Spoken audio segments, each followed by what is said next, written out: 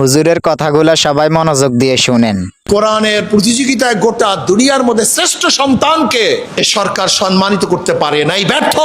আজকে যদি রবি ঠাকুরের রবীন্দ্র সঙ্গীতে ফার্স্ট হয়, তার জন্য সরকার হুমড়ি খেয়ে পড়ে। যদি আজকে ড্যান্স এবং গানে ফার্স্ট হয়, সেখানে হুমড়ি খেয়ে পড়ে।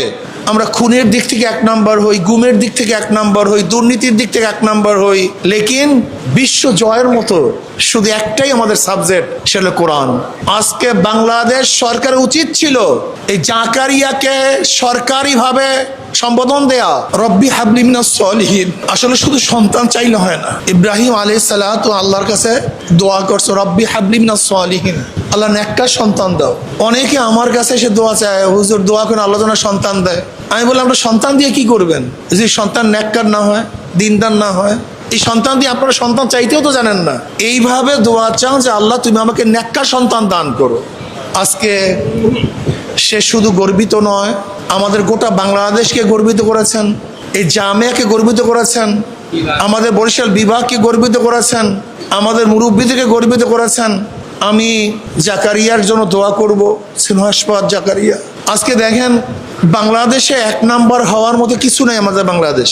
আমরা চোরের দিক থেকে 1 নম্বর হই, দুর্নীতির দিক থেকে 1 নম্বর হই, আমরা খুনের দিক থেকে 1 নম্বর হই, গুমের দিক থেকে 1 নম্বর হই, দুর্নীতির দিক থেকে 1 নম্বর হই, লেকিন বিশ্ব জয়ের মতো শুধু একটাই আমাদের সাবজেক্ট, সেটা হলো কোরআন। আজকে বাংলাদেশ সরকারের উচিত ছিল এই জাকারিয়াকে সরকারিভাবে সম্বোধন দেয়া, গোটা বাংলাদেশকে গোটা দুনিয়ার মধ্যে পরিচিত করার সুন্দর সুবর্ণ সুযোগ ছিল, কিন্তু না।